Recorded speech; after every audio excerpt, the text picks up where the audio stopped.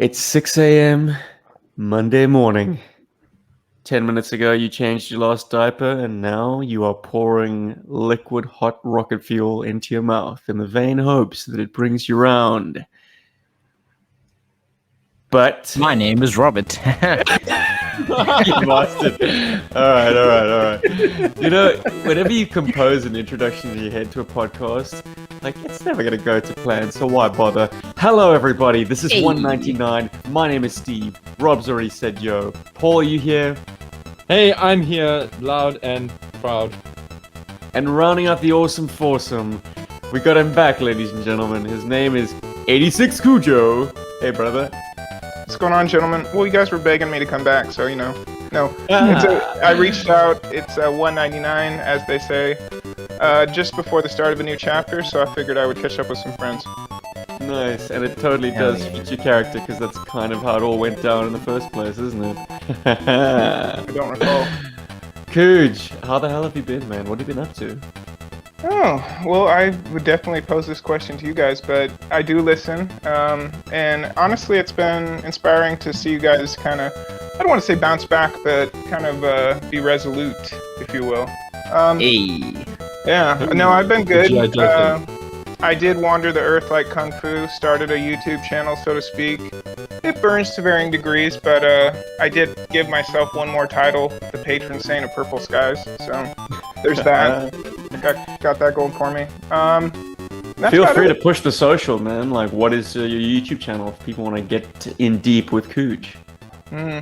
Well, tread at your own risk. But no, I've chatted with Jim Godfrey. What's up, Jim? The plastic got him god. to admit he was. Yeah, got him to admit he was a deity. It's about time.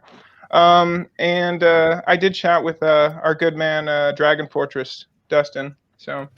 Yeah. Cheers, brother. Aside from that, just chatting with good people, talking some literature, talking some outside the box, All right, no, good. But are you still going to conventions and stuff, doing interviews, that sort of thing? How's that working during COVID now? I mean, I think. Oh yeah. Yeah, I'm basically standing with Snake Eyes and Scarlet right in front of the minefield right now. I think I don't know. Are you taking the picture? Am I taking the picture? I'm going to pretend I know what that means, but no, I think... Snake Eyes and Scarlet, you nut. Somebody had to. Nice. What was that, a Mike Zeck? It was. I don't know how I'm going to play it. Like you guys, I've definitely enjoyed The Yard, hashtag The Yard. StreamYard's been good to me. And so I will build kind of just conversations on it for a while, and we'll see where that goes. Cool, man. What's the name of your channel, dude, just for everybody else? If they want to listen and catch you. I didn't fall too far from the tree, brother. Codename Cujo. Cool. So guys, no, it's cool. That makes it easy. People know. So it's Codename Cujo.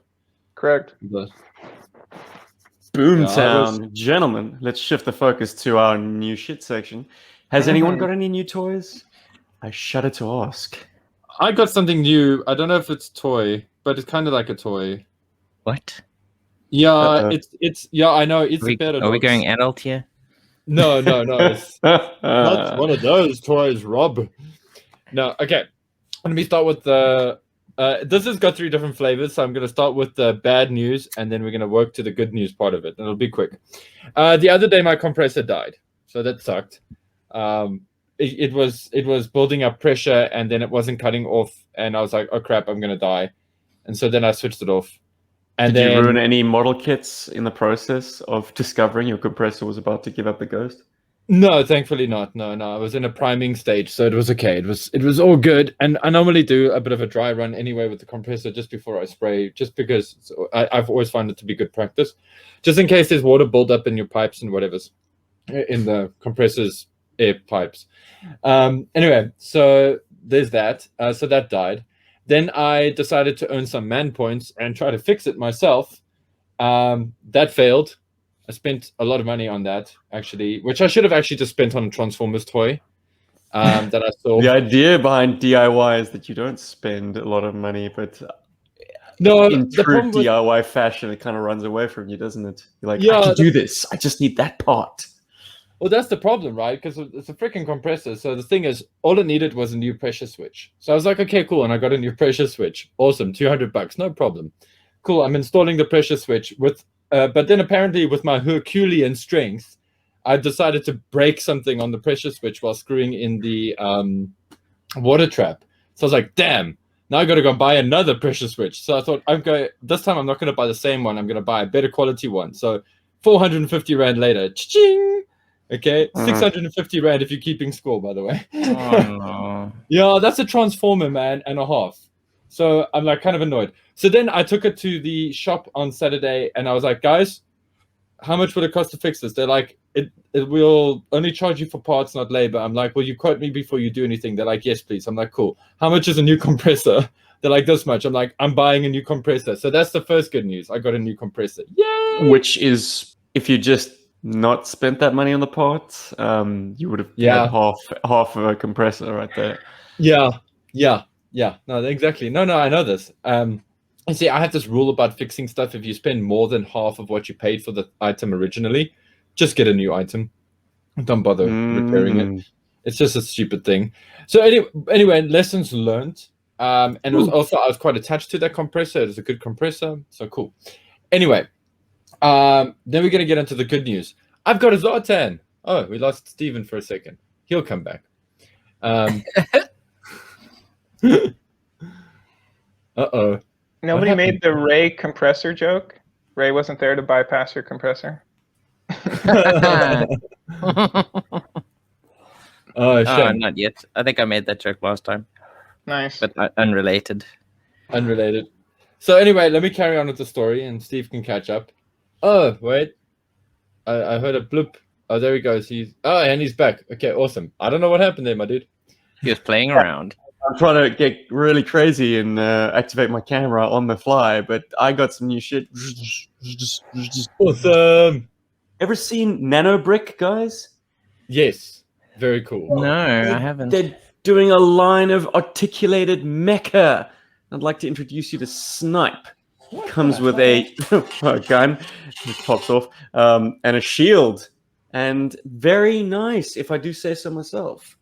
That's my new shit section. Cool, man. Well, I didn't want to. I wanted to wait for you before I got into my other new thing, and it's and worth he's mentioning. Jet, and he's actually he is transformable. I'm not going to do it live because it's going to take me a while, and bits will probably pop off. But yeah, man, if you do have a Daiso store in town, which is kind of Japanese dollar store essentially, all these sort of trinkets for like cheap money. You can get these guys. They're fantastic. Little bag of nano bricks. Very cool, dude. I like. Yeah. Anyways, bye. How do I go away? How do I go away? One more thing. New shit. Oh yeah, this was going for $15. It's a Batmobile. Did you actually buy that thing? I did, but $15. Come on. Okay. Which version is fair it enough. based off, though? It's based off. Look, I'd say it's armed like a Snyderverse vehicle. Yeah. Heavy with the guns, but they're not that. I mean, they're in there, they're sculpted, but there's no great fanfare to them. Yeah, it looks like the vehicle from BVS, but it's also kind of like the animated. Yeah, kind of. actually. I mean, if you move that forward, it would be very boxy. Like And it's got a similar feature to the animated series Batmobile. Except I'd rather it not have that at all, to be honest, because you wind up having a situation where like you could have a 2-seater. Yeah, it could fit 2 figures side by side if it wasn't for the stupid. It's not actually a boat; it doesn't float, so I assume it's actually a jet. Which makes sense because it's got a jet engine. It just looks more like a boat. In the boat. Yeah, well, look, as I say, it just doesn't float. So, boo. I like my toys practical. If you're going to float or be a boat, float. You better float. How do I do edit studio avatar? Ha! There we go. And bye-bye. Stop my cam. Paul, help me. I'll do it for... I should have done Learning that for live. the, showing off the damn toys. Yeah, right. Yeah, there we go. Now they're big. Yeah.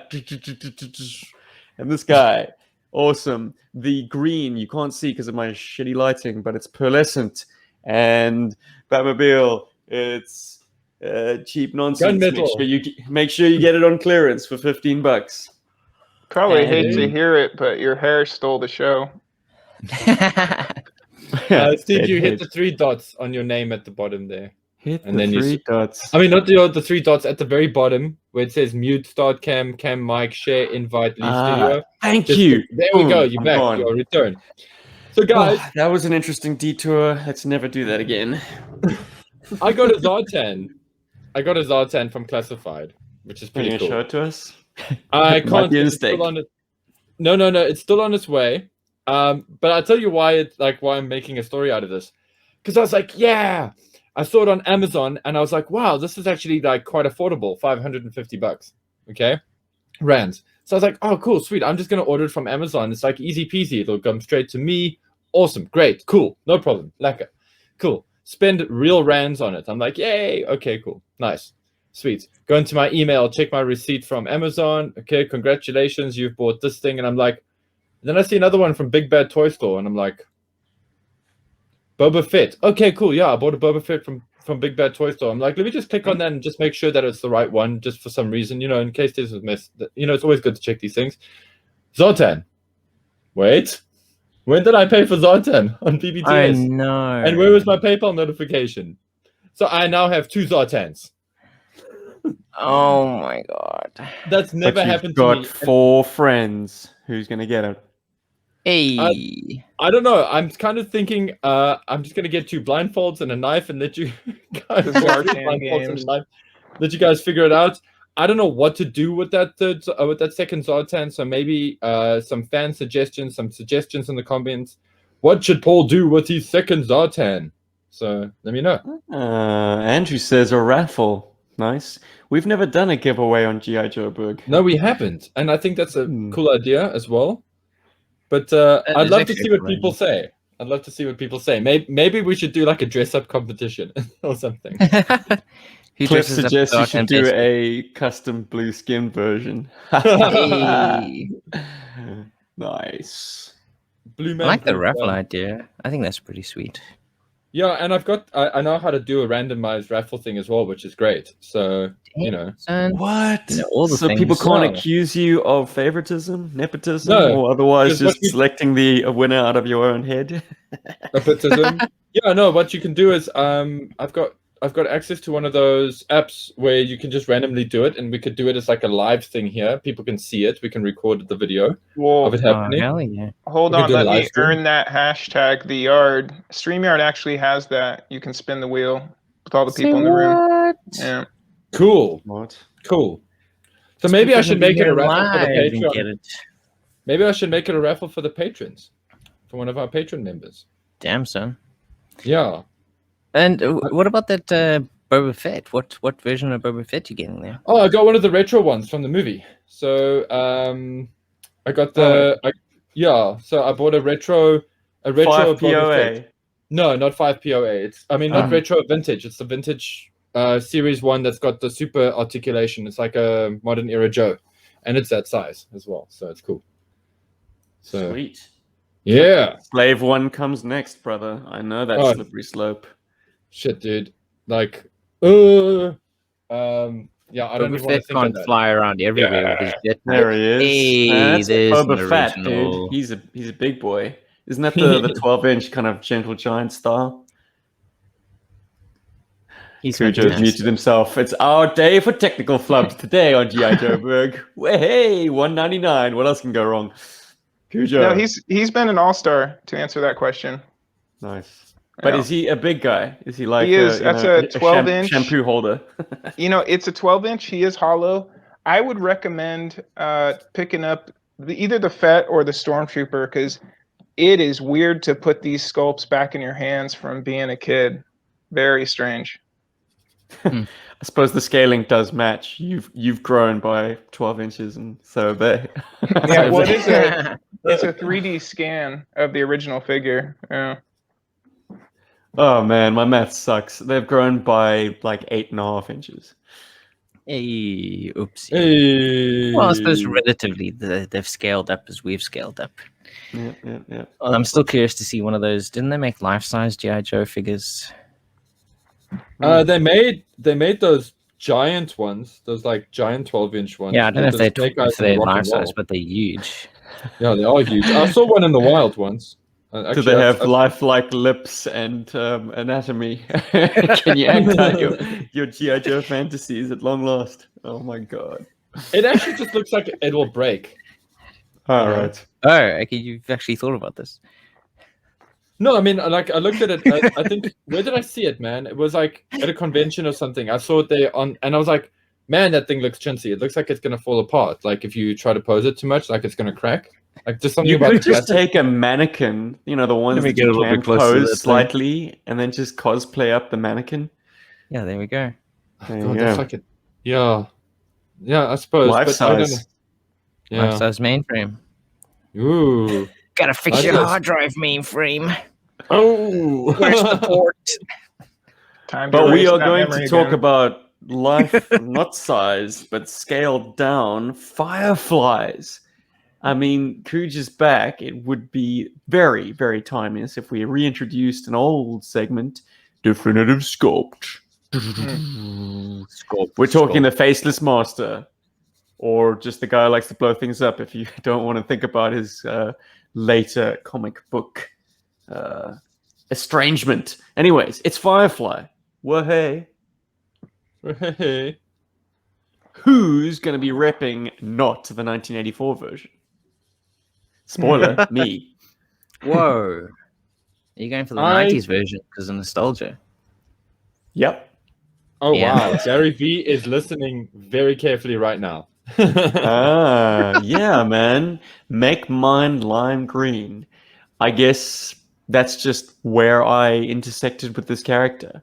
And he totally is the Boba Fett of early G.I. Joe because he had a cool look, sure, but did he do anything of note in his early appearances? I speak primarily of the comic book because that's kind of my wheelhouse. But in his first appearance, he's pretty much having his ass handed to him by Zartan. Gets captured. Things don't seem to go very well from there. I know that he had a hand, I suppose, in the death of the Soft Master and the disfigurement of Billy, a mutilation of Billy. But he actually was just watching. You know, you got the explosives expo, the saboteur, kind of taking a back seat and letting the maniacal Scrap Iron do the dirty work. So what else did he do in that uniform? Anyways, in the lime green uniform, he gets an army of old school battle android troopers and a personal guard of like the elite G.I. Joe Ninja Force and Cobra ninjas, and he takes over Cobra Island. That's hitting the big time, my friends. Yeah, it's some That's crazy how you- ambitions later on. That's how you put yourself on back on Cobra Commander's bad books, I suppose. And if you want to incorporate it, he is the faceless master of the Arashikage. Or was it the Koga? Anyways, he's in that picture, blurring his face out. But it does kind of speak to his esoteric martial arts training and the fact that he can kind of stand toe to toe with Snake Eyes and Storm Shadow in a fight. Gung Pretty- gung. Quick fire topic number one. Stephen walked Oh, into dear. it. Do you think the fact that cameras can't capture Firefly's face is a mystical ninja trick, or do you think somehow or do you think he's just somehow just always out It's- of focus? it's a camera Parkinson's. profile? It's a serious disease, man. That works a bit against his ability of being an incredible saboteur. Yeah. No, Well, that's actually why we've not. never seen him blow up anything, buddies. No, listen. I mean, I like. He's all hype. Parkinson's is a serious disease. However, if he has got the shakes, maybe he's actually meant to be like Firefly, the repair guy, but he just can't fix anything, so he blows everything up. Moving right along. Uses his bad luck. Well, that was a quick fire for everybody, right? Yeah. What do I'm you curious. think? I want to hear what you guys think. I have my Well, own thinking I about kind it. of So yeah. like I know this isn't realistic, but I like the concept of, remember how people would turn up in photographs on The Ring, that horror movie? Yeah. Mm-hmm. Like that would be interesting if like every time he's in a picture, it's just swirled out. People are like, what the hell? I think Yep. that's interesting. I don't That's know. where I'm getting at. Yeah. Yeah, having it be more mystical than Well, it is the just an spinning accident. top era, Steven. So Yeah. Then is he came with a spinning top actually. true. Yeah. Oh my But he's god. got the other signifiers as well. He's got the bandolier. This time it actually has some paint on it.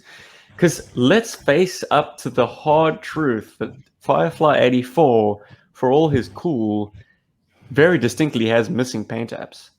There's a lot more detail on the sculpt, and they just thought, it's okay. He's got a camo pattern. That's all he needs. We're But gonna snake eyes him. Yeah. why doesn't the bandolier and the various bits and bobs of uniform apparel, why don't those get picked out in paint? They totally skimped. He's the Snake Eyes of 1984. You're absolutely right, Paul. That's Wow. exactly what he is. But for me, my favorite version would be the 2005 version, which is actually just the original body with a different head, and actually has all the paint apps. There you go. I'm glad you brought him up. Absolutely. The head is fantastic because, once again, Firefly 84 has a melted face. Well, it's very Did that unique. hurt? It's for the character. I mean, you can definitely see he's had a lot of accidents while laying explosives. My Steven, brain went somewhere else when you said laying explosive. just have a quick question for Steven before we get away. Are you V2 or V3? Are you the contrast colors or more of the Greedo look in V2? I'm done with the one that has the black accents. So Okay. 1993. Yeah. I got you. Just because that's the one I grew up with, I guess. For some reason, the '93 version is the one that fell into my hands. Great rifle. I did paint it black though. So Well, obviously, You golden grenaders. because I think the 2005 version it just improves on the original. I mean, he gets all the paint apps.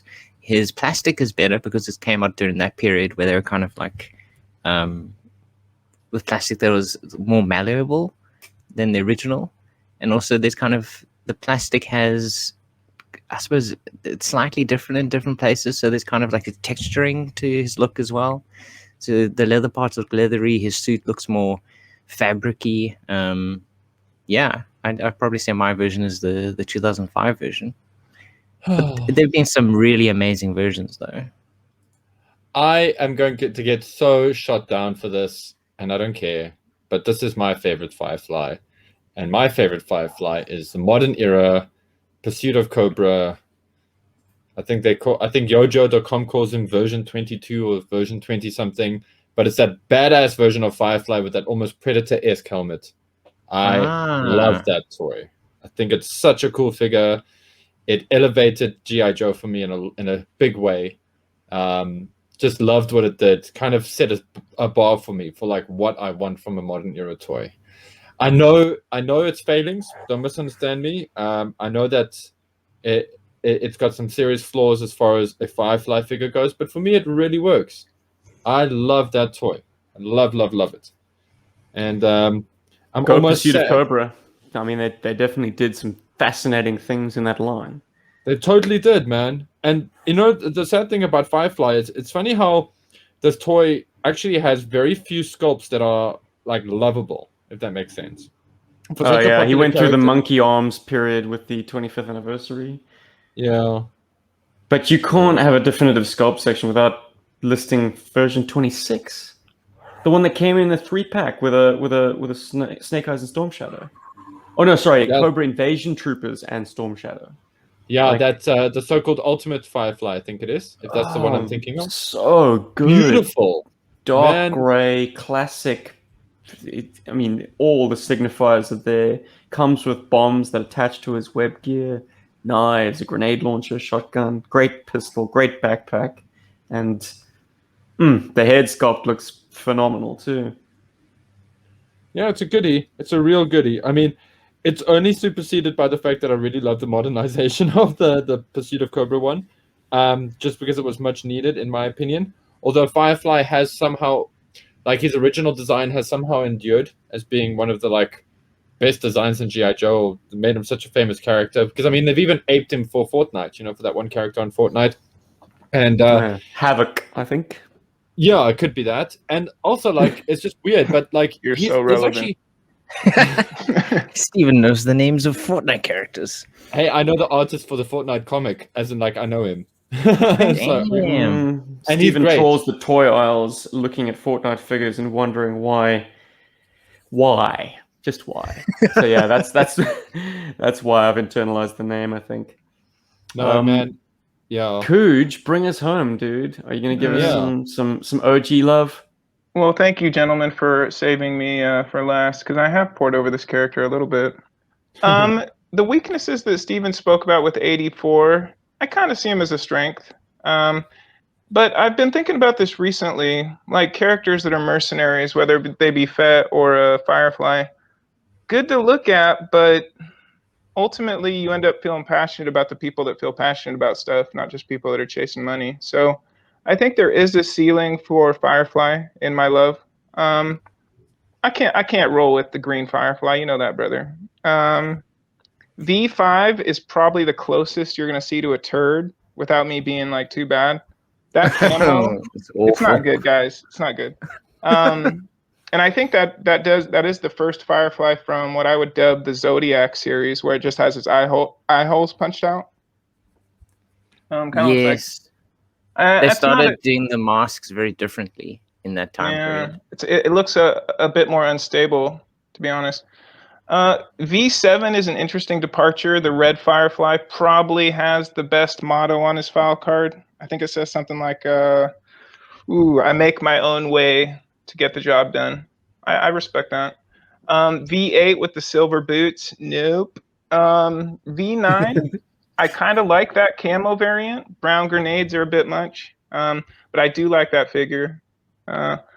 Ultimately, I'm going to end up with my favorite, which is V15. I do like the brown accents. He happens to be the Firefly that made all those Twitter pics that I took along the way, the ninjas. Oh, yeah. So, I do have love for that. And he comes with that more, I suppose, tactical body armor that they gave to, I think, Shockwave as well. So it kind of hides the ugly anatomy. But yeah, if you look at him on yojo.com, rest in peace, yojo.com. Yeah, he's got the monkey arms, buddy. I know. And I do think that deters, but on this one, like, well, let me ask you this question. The Declassified kind of took him in a bomb disposal direction. How are you feeling about that overt body armor? Does that make sense to you for that character? You mean Steven Classified? Close enough. You had me scratching my head like, Declassified. It was a comic book series, wasn't it? Classified took him in the bomb disposal. Yeah, we had words on that back in the day, didn't we? We were like, yeah.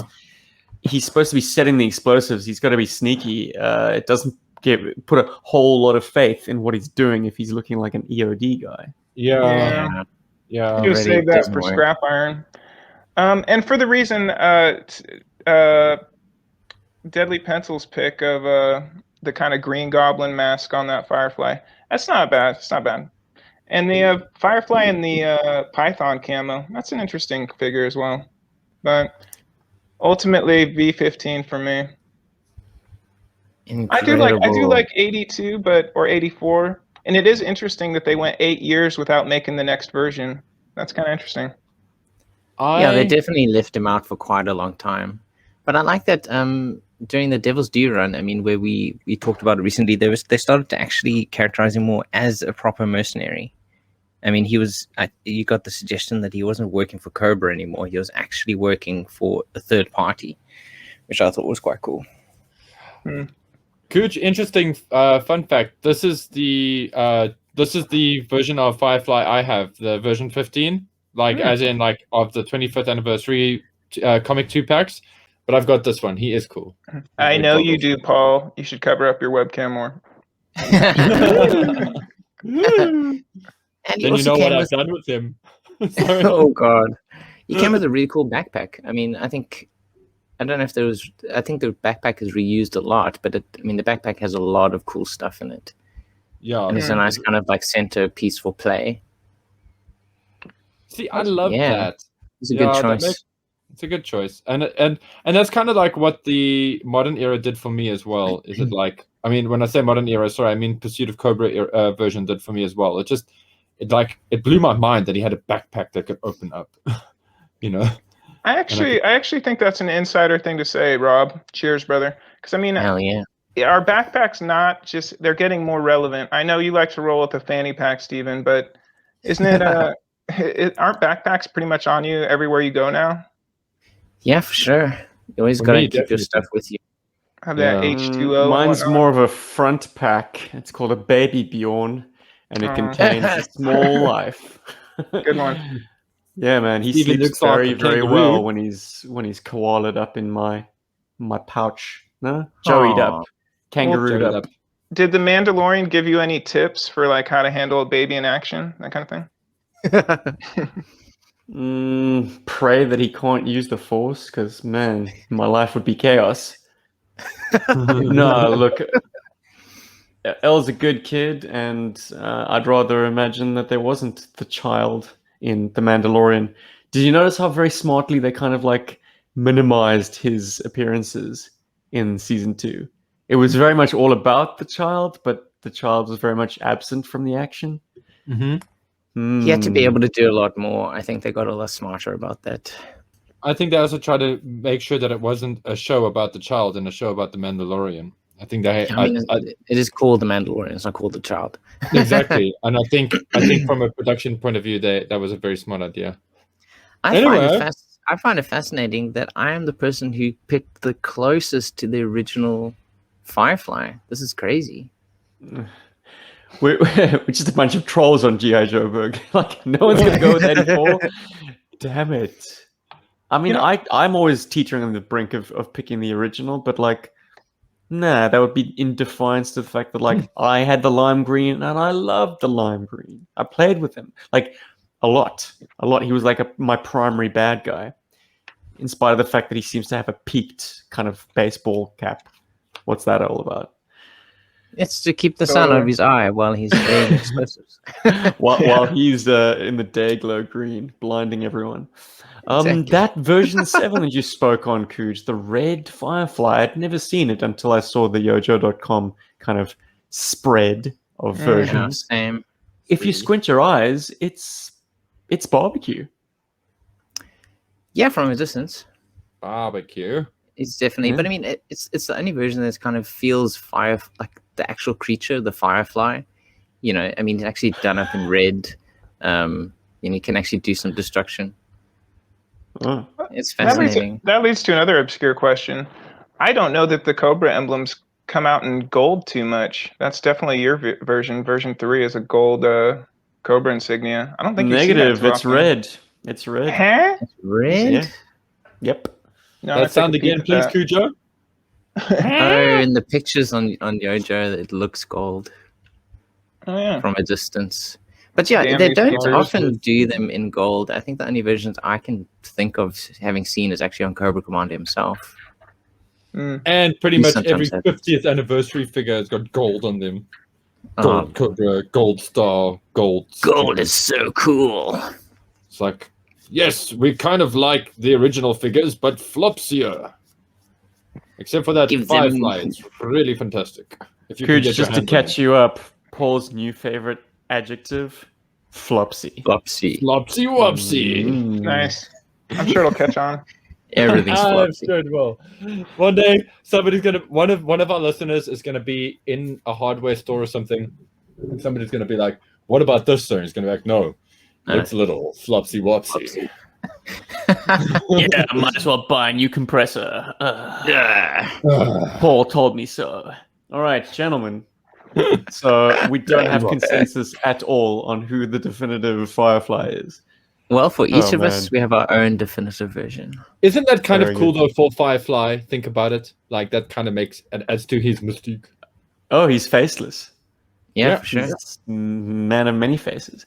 But, gentlemen, Many do you think it's- faces.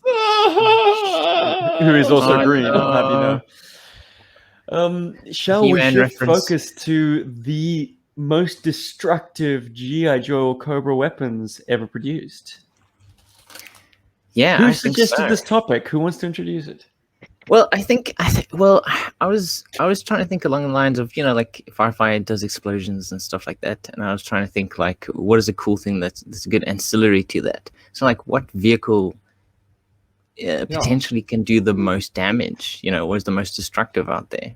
Like How many Fireflies does it take to destroy it? So, Rob, do you want to open your account and discuss what you had in mind? Most destructive vehicle. Folks in the chat box, feel free to drop your own suggestions in. And if you're watching this on YouTube, hit the comment section below and let us know what you think comes to the top of your mind. Heck yeah! And if you like our suggestions, like the video and subscribe if you haven't yet. Thanks, guys. Patreon, Teespring, things. Rob, please continue. Well, for me, I think probably one of the most destructive, will probably be the Mamba, because it can get in and out really fast. It comes with an absolute shitload of missiles, and the fact that you can actually launch entire pods and kill your enemies with your own troops is absolutely fantastic. And I mean, that's some hectic destructive power. They're using lives to destroy your enemies. I think that's the ultimate. And it's fast, it's maneuverable, it's probably not that easy to destroy itself. I think mainly it would be the aircraft, at least for me in general. Aircraft would be the more destructive vehicles in the G.I. Joe line, at least in my estimation. Rob, you're so evil. You know that, hey? I just imagine like Rob sitting there in Cobra Control Center and in the Cobra Command Center, and the Mambos are closing in on their targets, and there's one going down, and these poor guys are trying to eject, and like the ejector seat's broken, and you're like, no, it's not. Know. Just waiting. Wait for it. No, you've been saved. Launch them out to destroy something. We don't have to launch the pods, Commander. Yes, we do. Yes, I mean, short and sweet, but I think the Mamba is probably the most destructive. That's very sweet, Rob. Come on, man. You're not thinking large enough. But I take your point. It's destructive to those lives that dare to sit in the multipods. Yeah, for sure. They ain't coming home.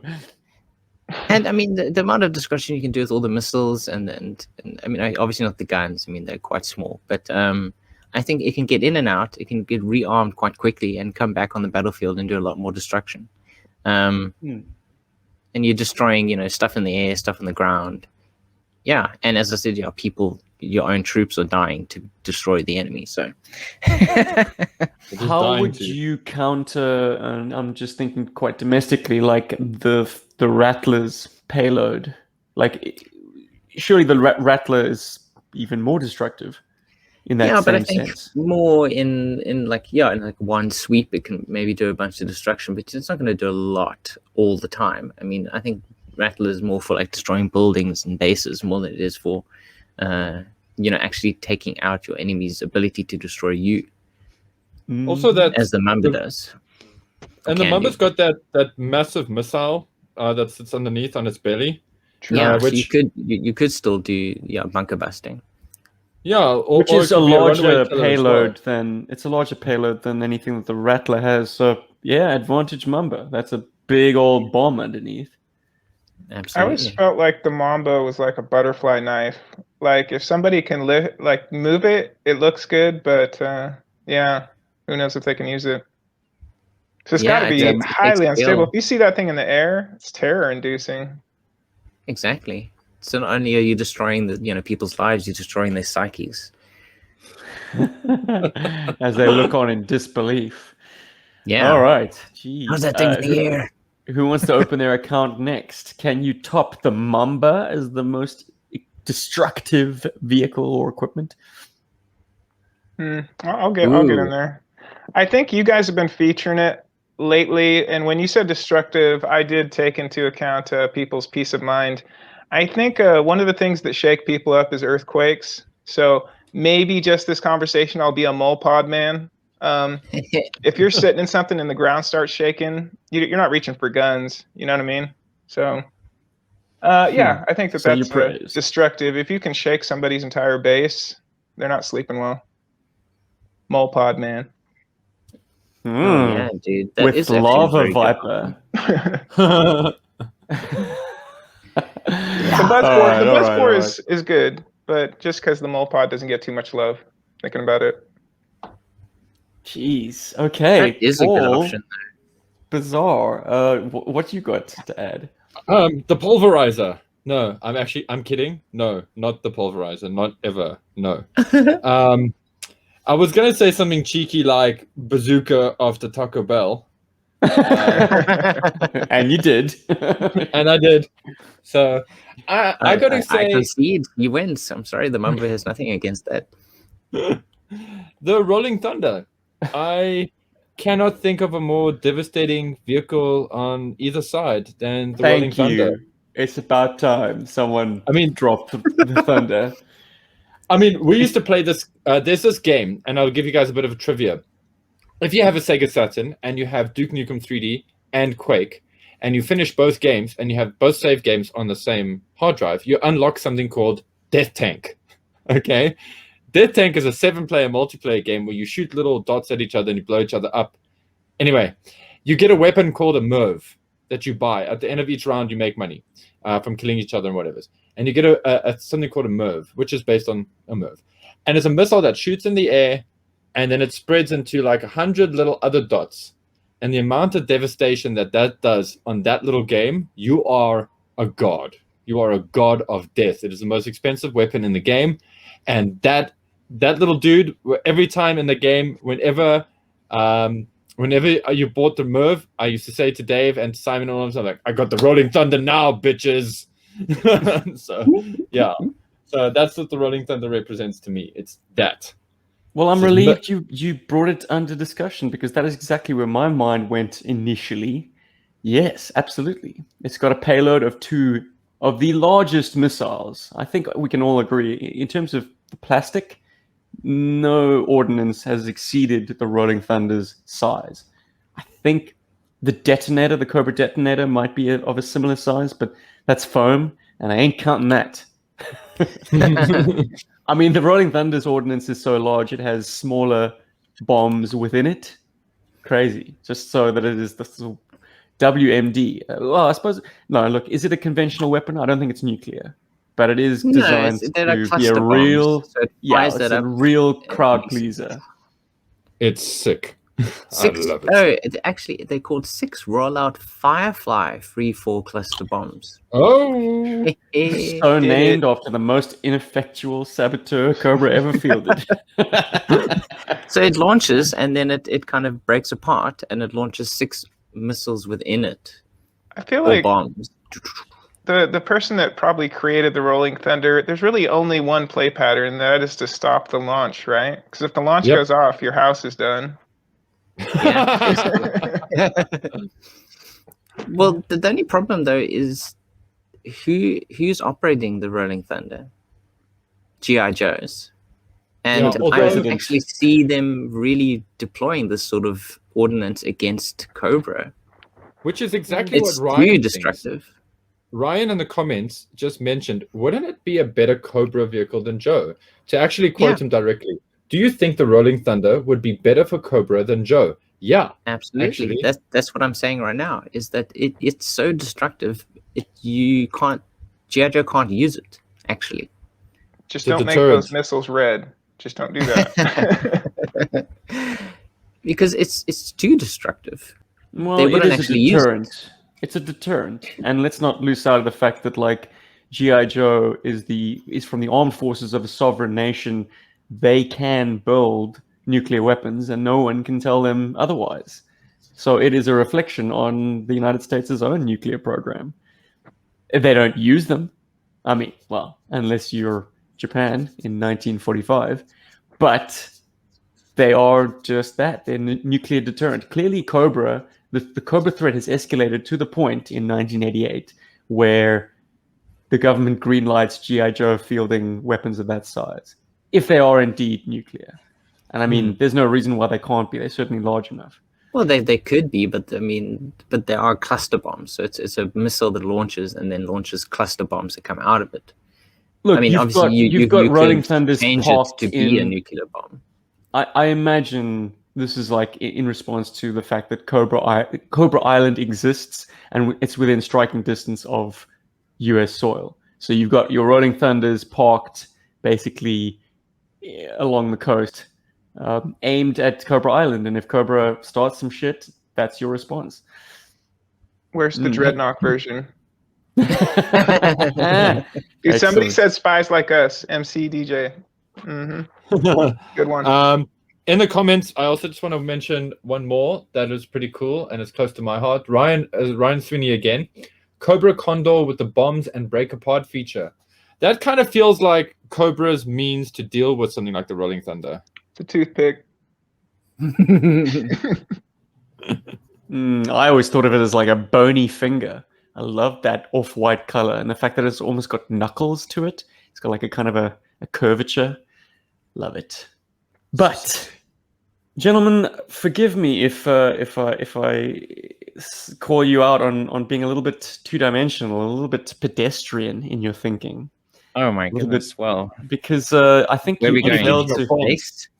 You failed to recall times when both G.I. Joe and Cobra have wiped out ships, they've wiped out islands, they've wiped out the entirety of London. And the weapons that I speak on are all orbital weapons. That's a movie. So what? We're talking the most destructive G.I. Joe and Cobra equipment, or vehicles, sorry. I believe that was how the topic was first prefaced. So here's my rundown of the top 3 most destructive vehicles ever showcased in G.I. Joe. You've got the orbital satellite system that I think is from comic book issue. It's the 30th anniversary of G.I. Joe. And Joe Colton is in command of this orbital laser or particle beam or something. Anyways, it's up there and it is the finger of God. And I think at its most destructive, it destroyed a tanker that was bringing a shipment of drugs, the Headman's tanker. Cobra Command take control of it for one issue and use it to stop the flow of drugs into Broca Beach. Anyway, so that's wiping out an entire ship in one fell swoop. But it also has the pinpoint accuracy to knock out a small drone in mid-flight. Just zap it from outer space. So there's that. Then I'd say next up in the destructive stakes. You're doing all 3 at once? Shit, yeah. All right. Oh, were you about to escalate, Cujo? Well, I thought we were going. Did we do all 3 at once? No, Steven's running down his choices for the best ones. Rob, hang on. Does everyone have a top 3? No, not top 3. Top 1. Were they building up to this? I have a couple more that we can throw out. Go ahead, Steven. Sorry, brother. Damn it. That's going to be anticlimactic because I plan on taking the most destructive accolade. Anyways, maybe you can bust one bigger. This is going to get interesting. The second most destructive, I'd say, was Project Zeus from G.I. Joe Retaliation, a Cobra orbital vehicle or 9 of them, I think they were, positioned around the globe that would release a giant, effectively just a projectile, no payload, just a big old dense needle of something dense. Was it uranium? I don't know. And they succeeded in taking London off the board completely. Yowza. And that's scary because there's actually talks about how that may exist. Yeah, I think our military just said they do have the rods from God out there. So thank goodness for that. But I'd say all of these pale in comparison to the G.I. Joe space station as featured in G.I. Joe: The Atlantis Factor from 1992, Oh God, yes. which possesses the power to destroy and sink the island of Atlantis. Bam. Jeez, yeah, that thing. That's considerable. That is pretty considerable. But was it the lost power of Atlantis that it zaps and the island then subsides, or did it wipe out the island?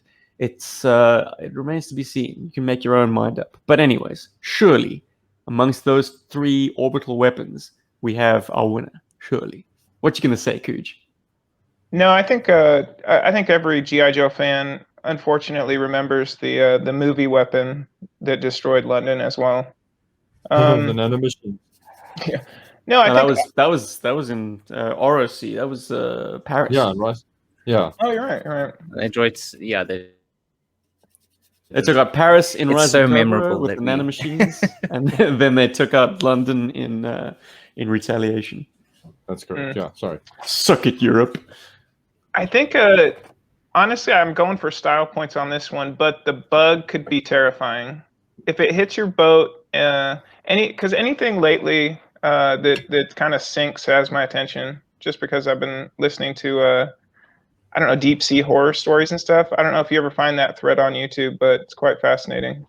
I think the idea of something hitting you from underneath and just the view, if you're in the bug and you're looking up and you can kind of see a transport ship going over you, it's pretty interesting.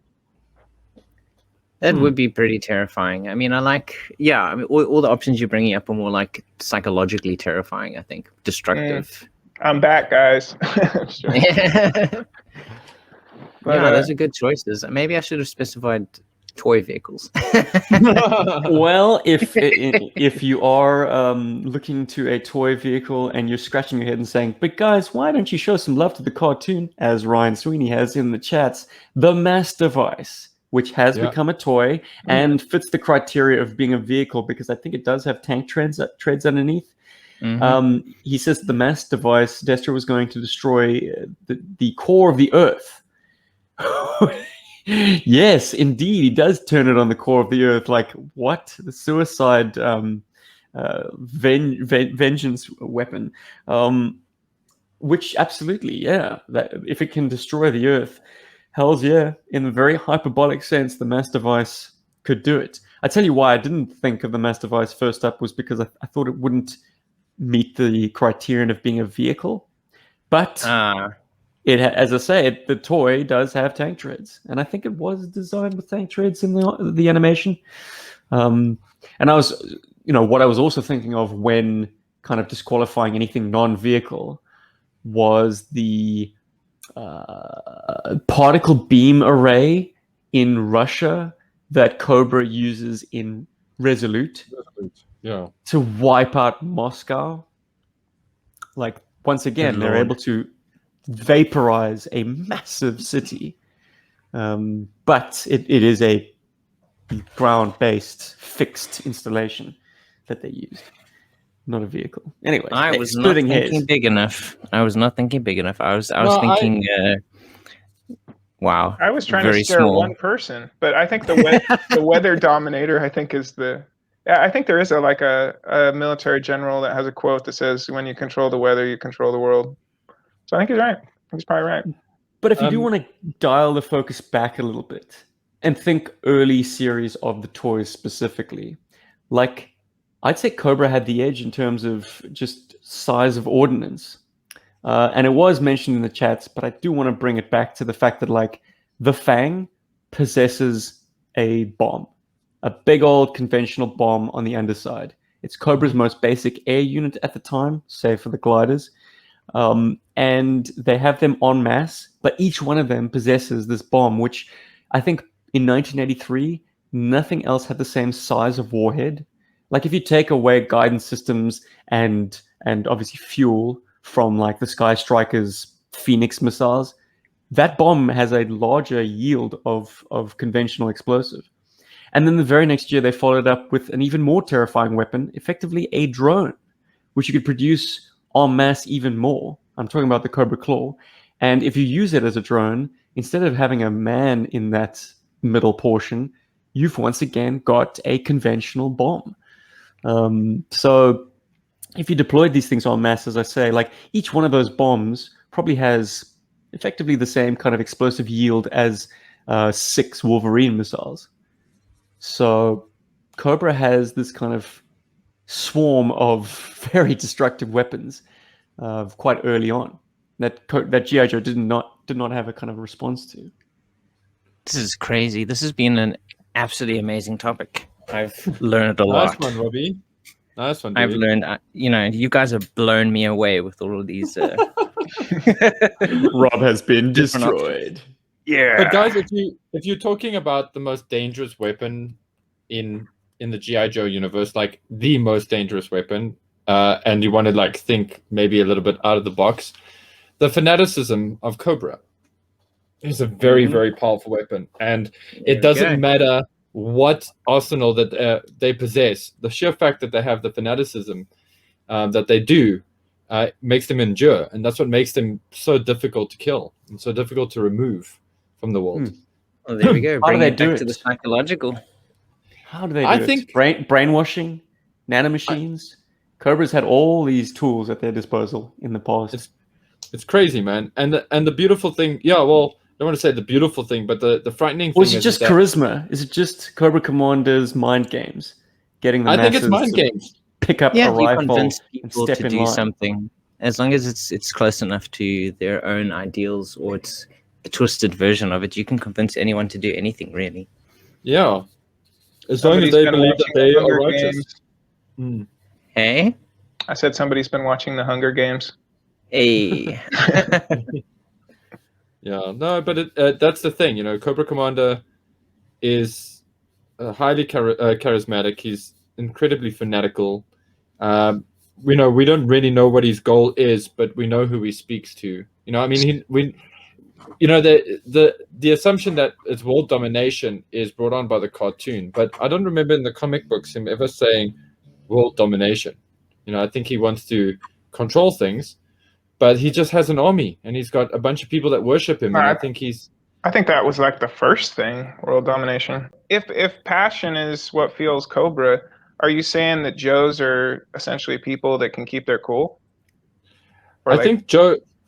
I think Joe has to be that, just in terms of storytelling, because they are the knee-jerk reaction to something like Cobra, and so they have to be everything that Cobra isn't. So, not fanatical, not, ruthless, not sort of reactive. I mean, not react. Yeah, like, yeah, it just feels like they have to be the opposite. And I think G.I. Joe's. It's very interesting with Joe because they skirt on a very dangerous line. It's like they're going to get to a point where it's, that's and if you think about something like the like the Rolling Thunder, that is a very extreme reaction to Cobra. That's like Joe going, "Wow, dudes, yeah." The line must be drawn here, this far, no further. Exactly. No, but like that's the thing, and that's the scary thing about something like Cobra is that it brings that out of people as well. It brings that out of its enemies. So, yeah, scary. Sorry, I just wanted to throw that in there. That was just very good. fun. And I just want to throw in mea culpa. I was gonna be 3 for 3, and I stopped short of it. But thank you, Gaz in the chats has saved my bacon. In 1985, what does Cobra have? The Trouble Bubble. Another tiny little speck of a vehicle carrying an enormous payload of explosive in its kind of drone unmanned mode. I talk about this aerial bomb, but like if that's just all explosive, that is going to make that's a crowd pleaser right there. Boom. Uh-huh. And if you've got like 50 of these things, that's going to wreak untold destruction. In fact, that's going to destroy a major urban center. it's generational In fact, destruction. before you said the claw, I actually thought you were going to say the Trouble Bubble when you were building up to the claw. No, because when you said I'm a chronological kind of guy, man. No, I know, but just when you're building up to it and saying, "Oh, it can control, it can carry a payload, and it can be controlled, remote controlled, and all that stuff," I was like, "He's going to say the Cobra's ATVs can take out a tank." The ferret, you mean? The ferret. I mean, Yeah. The tow cable. Yep. Look, let's I suppose conclude the conversation by saying that just like the nuclear arsenals of the United States and the Soviet Union at their height, they possessed enough destructive power to raise the world several times over. Like, it's unnecessarily armed. And similarly, Cobra and G.I. Joe's arsenals could have destroyed each other many, many times over. So yes, they are definitely highly destructive forces at play. Let's hope they got some jugglers involved. Keep everybody cool. Boys, Hey. we've got some post-box the pit action, do we not? Woo! Our ever-faithful friend, Mr. Smith, Psycho. has gotten us in conversation with Psychout. And I believe Crazy Legs might be making an appearance. But without further ado, let's crack it open. Okay, let's review the roster again. Lieutenant Falcon, Outback, Sneak Peek, Tunnel Rat.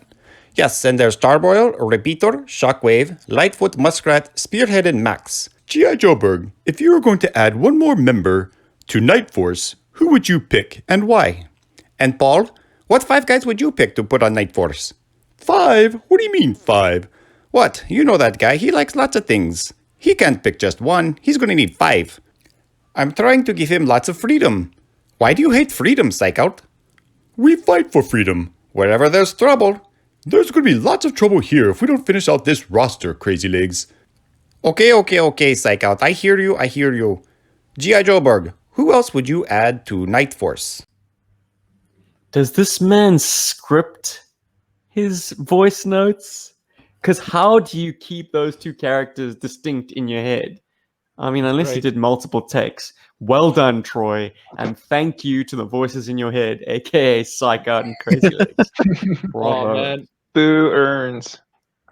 Sorry, stuff. The like, question, gentlemen. Night Force. Each of us are tasked with adding one member to the roster, except Paul, who can add 5. yes. Do you want to start, Paul? I don't because I'm working them out quickly. It's got to be Snake Eyes, right? You got to put Snake Eyes on Night Force, right? I Or don't wanna Low do that, Light. Come on, let's have some originality, boys. Anyone got a truly original pick for G.I. Joe's Night Force subset? My brain's not working that fast. Are you on it, Rob? I'm also going slow. Obviously, I want to add Scoop, but I think you mentioned Scoop already. Dude, Scoop would actually be cool on Night Force though. Think about He'd it. be Like, fantastic. you know? I mean, it'd be difficult to get some good shots, but I mean, he'd be getting some interesting footage at night, and it would kind of push him to be better at his job. I think. You think? Yeah, no, for and- sure. I mean, low light shots are very difficult to get. Low light.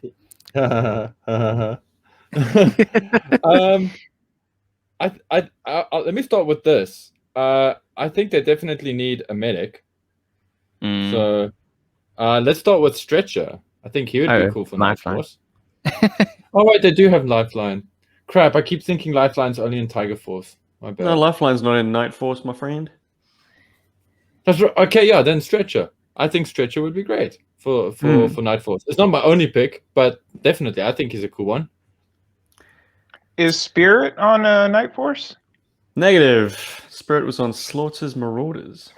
Can he double up? It'd be Yeah, nice to have yeah, him for on. sure. I mean, if you take a look at the European release of Spirit, he is effectively Night Force. He's in dark grey with some red splashes. Cool toy that. Very Yeah, there's cool certain toy. figures that I can see that look like Night Force. There are versions along the way. Spirit would be nice to have in the deck. Yeah, he would add something to the team. I think. Well, yeah, That's a good go shot. ahead. Good No, choice. no, I was gonna say another cool guy for that, but I just want to make sure he's not in Night Force already because it feels like he should be. Is Repeater? He is in Night Force already, Paul. No, Hell that's yeah. why. That's why it makes sense that he should be in Night Force already. Look, Night Force is an interesting beast because they revisited it in the 2000s. they added a whole bunch of characters. So there's a potential that we're doing some overlap. I do recall that Flint and Beachhead joined the squad, but there could be others. I don't think Lowlight did ever. So in the chats, Ryan listed him, and if I'm going to go Billy Basic, I'm going to say absolutely. But at the same time, maybe Lowlight needs to kind of stand apart from Night Force, simply because the rest of the conventional G.I. Joe squads need a guy who's more active at night to basically be the night patrolman, the guy who ain't afraid of the boogeyman, and that's Lowlight. In the 2000, added a ton of characters to Night Force.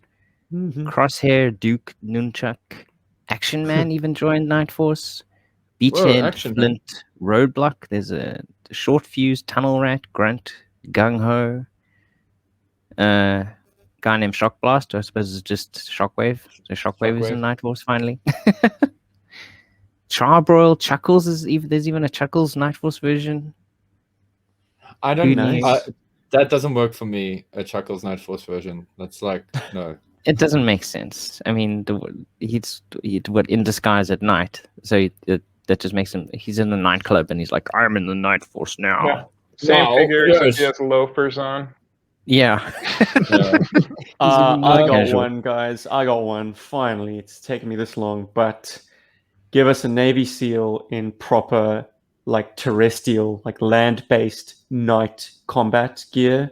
So torpedo in some, just basically a black outfit with some camo paint on his face. There's my Night Force operator. Like a ghillie, not a ghillie suit. I mean, with one of those little hats, those little boonie hats. I'm just thinking of the Charlie Sheen movie, Navy SEALs. But yeah, probably that. Hey, Paul. Nice. For that same reason, Shooter would be a nice fit in that squad. Shooter would be good, yeah. Because they also added newer characters later on. Like there's one called Freestyle. I don't know what series she's from. Muskrat is also part of the Night Force eventually. No, he was part of the original crew. Oh, was he? Yeah. Oh, okay. I'm looking too far down on this. I know something. Hey, Paul knows things. But Paul, what are your other four picks? My other 4 picks. You struggled hard enough to get the first. Jeez, yeah, no, and how? So I thought Repeater was not in there, but it turns out Repeater actually is in there. Recoil would be cool in the Night Force. I think it'd be interesting to see Recoil in that kind of gear, in like a darker gear would be great. Recoil just with his weapons in any color other than powder blue would be great. There you go, right? I think a Night Force ambush would be interesting. Could be interesting. Oh, good one. Yes. Yeah. I always thought that Ambush's tan was a little bit too light. Yeah. So if you could darken him up a little bit, like in a dark brown, a burgundy or something. Yes. Yes. And what about Scarlet? Like, we should get Scarlet in some sub team other than Ninja Force. Once again, someone wants to take Scarlet out of her original colors. She's looking pretty dark in her color palettes in Snake Eyes, or G.I. Joe Origins Snake Eyes. Is that what it's called? Yeah. Yeah, man. Very close to black. Well, there's the Night Force version. We'll be getting it very soon. Well, I don't know. Toys, are they going to make 3 3/4-inch toys for the movie? I wish they would. Probably not. They have, dude, but they're like, but they got like sort of, I don't want to say dumbed down articulation. It's not 5POA, but it's not quite modern. 6-inch. You've made this mistake before on the show. Those are not 3-inch. They're not 4-inch figures, I'm afraid. Oh shit, dude! They really do look like 4-inch figures because they're like $10. Yes, they are simplified. Hasbro has vintage. abandoned the 4-inch scale in G.I. Joe. That's it. Damn it. Well, it's making them money. I mean, they're not losing out, and fans, of the characters in the series are definitely winning with some very cool versions of characters at a larger scale. So, my reality filter just doesn't want to accept this. Clearly. Anybody else got anything they'd like to pull out of the mail bag? Sadly, not. Oh. I haven't had any communique from anybody. But didn't we get a message in our mailbox, in our email? Well, not in the email, but every now and then someone on Facebook revisits the Postbox the Pit post from, I think, over a year ago now. It's Robert Kalupitan this time, and he wants to know that if Metal Gear crossed over with G.I. Joe, how would it go? Their tech, backstories, dynamics. A few good examples to start is Cobra and how Metal Gear would work for them. Also, if Snake Eyes goes against Snake, who is better at what they do? And just how would the rest of Metal Gear Solid integrate with G.I. Joe? I think this makes for a topic that we could easily make an episode out of. But Yeah, Paul, and do I you think we have should a- save that for that. do you have a knee-jerk response to a Metal Gear Solid X G.I. Joe? I kind of feel like Metal Gear Solid is already kind of there. It's already in like a world that's like G.I. Joe. In fact, I would say Metal Gear did a lot to shape my vision of G.I. Joe later on. Me as an too. adult. Yeah, man. Big time. And I can definitely see them working together and how things could go there. But I don't want to say too much because I actually think it's worth having an episode for on. I You should think that definitely is, have yeah. Jim in that chat. Right on, Ooh. man. And Rob, Oh, yeah. like from our personal experience, like I think post Metal Gear Solid, you and I just kept playing that trope. Like, Yeah, we were that- definitely sneaking around everywhere. Revolver Ocelot Favorite could easily Roblox. be blood with that big hand cannon. On-site Oh, procurement, yeah. Yeah. Reminds me of this great YouTube clip that I think I will link us to in the comments or in the blurb to this show that you showed me, Paul, which is kind of a low budget live action Metal Gear Solid interpretation. Oh, it's great. So good, so good. So once you're done watching this or listening to this, watch that. But something else that you should be watching this time next week, there will be a live stream. Talking Joe is presenting Total Action Force: The Battle Years with living legends Brian Hickey and Paddy Lennon on Sunday, the 30th of May at 11 a.m. UK time. Wow. You can join Mark from Talking Joe and me, and talk to Brian Hickey and Paddy Lennon about the hardcover book that they are in the process of funding, and they've achieved about half their funding with 10 days to go. It's called Total Action Force: The Battle Years. It's currently on Kickstarter. The link will be in the description below, and it is a hardcover book addressing not only the Palitoy Action Force toys, but also the accompanying Battle Action Force comic book that went along with it. And anyone who's been exposed to that stuff knows that it is an absolute treasure trove. And it completely kind of originally springing up in tandem with G.I. Joe, and then eventually kind of got absorbed into G.I. Joe. But like back then, yeah, it was all just so new and so fresh and so exciting. So, you know, kids in the UK really got a different appreciation of how this all began. And this hardcover book, hopefully, will seek to both chronicle that and also introduce the rest of the world, aka us, to the magic of Action Force. Well, that sounds And Steve- fantastic. I'll definitely join the audience for that. And Oh, and thanks, if I Rob. may ask, just for those of us audience members out there, or for those audience members, but who are these guys? Who's this Brian Hickey guy that you're talking about? To be honest, I know that they are very active on the sort of UK G.I. Joe / Action Force convention scene. I know that Brian Hickey is Chris McLeod's wingman on many a Full Force episode. They do their sort of breakdowns of the current comic books. Beyond that, I guess they are People with authorities on all things Action Force, everything from across the pond.